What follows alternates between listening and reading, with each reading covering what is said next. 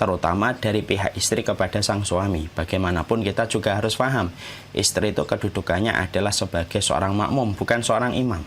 Istri itu adalah seorang makmum, yang mana ketika dia makmum, dia harus punya seni membicarakan sesuatu kepada imamnya dengan cara yang baik. Yang aneh hari ini adalah banyak perempuan, banyak wanita mampu berbicara lembut kepada orang lain, mampu memaklumi kesalahan orang lain, tetapi justru tidak bisa dia lakukan itu kepada sang suami. Kalau suaminya melakukan kesalahan, dia begitu marah, lalu dia tidak bisa lembut. Padahal dia sedang berbicara dengan pemimpinnya, dia sedang berbicara dengan pemimpin keluarganya, dan berbicara dengan pintu tengahnya surga bagi dia, kalau dia mendapatkan keridhaan dari suaminya.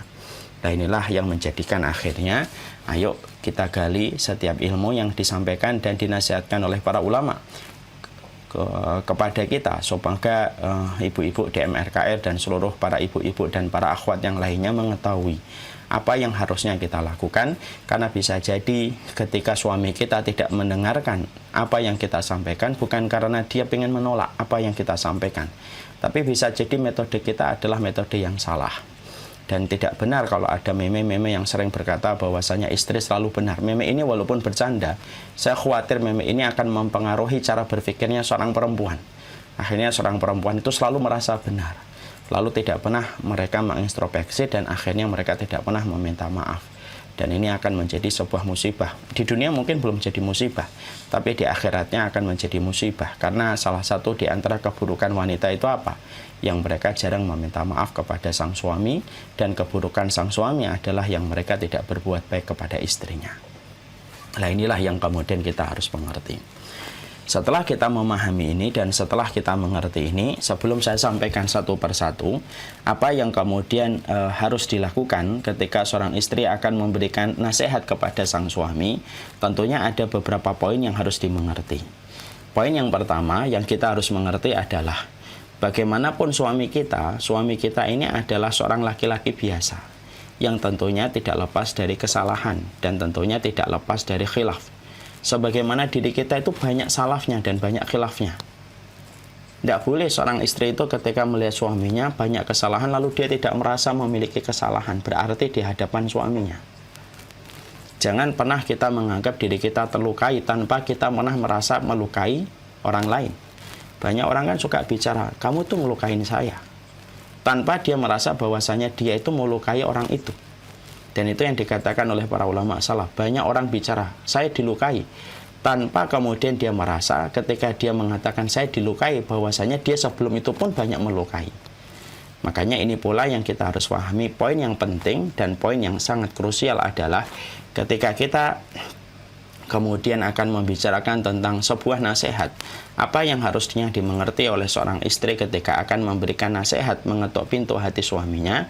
Yang pertama harus dipahami, suami kita itu bukan makhluk yang sempurna, sebagaimana kita juga bukan makhluk yang sempurna. Jangan pernah menuntut suami kita sempurna kalau diri kita tidak sempurna. Jangan pernah menuntut suami kita untuk cepat memaafkan kalau kita juga lama memaafkan. Ya. Banyak kadang-kadang pasangan suami istri itu memperlakukan standar ganda. Ketika dia diperlakukan semacam ini, dia tidak terima tanpa dia merasa bahwasanya dia memperlakukan pasangannya dengan hal yang lebih buruk dari apa yang dia terima.